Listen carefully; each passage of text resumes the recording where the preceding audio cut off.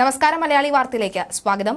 Iran നടത്തിയ ആക്രമണത്തിൽ ഇസ്രായേലിലെ നെഗേവി വ്യോമതാവളത്തിൽ വൻ നാശനഷ്ടങ്ങൾ. ഇസ്രായേലി സൈന്യം ഇക്കാര്യം സ്ഥിരീകരിച്ചിട്ടുണ്ട്. സിറിയയിലെ നയതന്ത്ര കാര്യാലയത്തിൽ ബോംബിട്ടതിനുള്ള തിരിച്ചടിയായാണ് ഇറാന്റെ ആക്രമണം.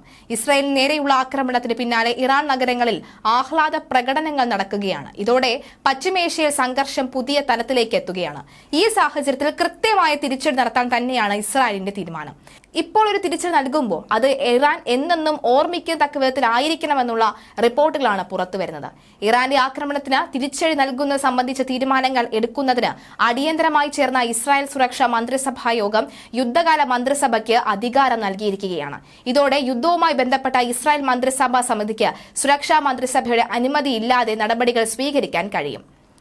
ഇറാനെതിരെയുള്ള ആക്രമണത്തിന് ഖെയ്ബാർ ബാലിസ്റ്റിക് മിസൈലുകളാണ് ഇറാൻ സൈന്യം പ്രയോഗിച്ചത്.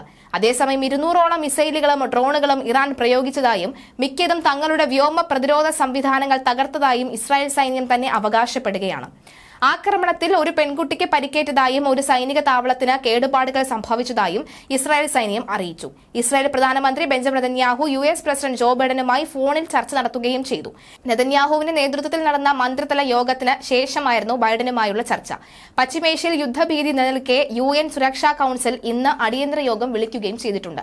തങ്ങളുടെ 2 സൈനിക ജനറൽമാർ കൊല്ലപ്പെടാൻ ഇടയാക്കിയ ഡമാസ്കസിലെ നയതന്ത്ര കാര്യാലയത്തിൽ നേരെയുള്ള ആക്രമണത്തിന്റെ സാഹചര്യത്തിലാണ് നെഗേവി വ്യോമതാവളം ആക്രമിച്ചത് എന്നാണ് ഇറാൻ വ്യക്തമാക്കിയത്. നേരത്തെ ഇസ്രായേൽ വ്യവസായയുടെ കപ്പൽ പിടിച്ചെടുക്കുകയും അതിനും ഇന്ത്യ ഒരു തിരിച്ചടി നൽകാനുള്ള സാഹചര്യം നിലനിൽക്കുകയാണ്. കാരണം 17ഓളം ഇന്ത്യൻ പൗരന്മാർ അതിനകത്തുണ്ട് എന്നാണ് ഏറ്റവും കൂടുതലും ഭയപ്പെടുന്ന കാര്യം. ചർച്ചകൾ നടക്കുകയാണ്, സജീവ ചർച്ചകൾ നടക്കുകയാണ്.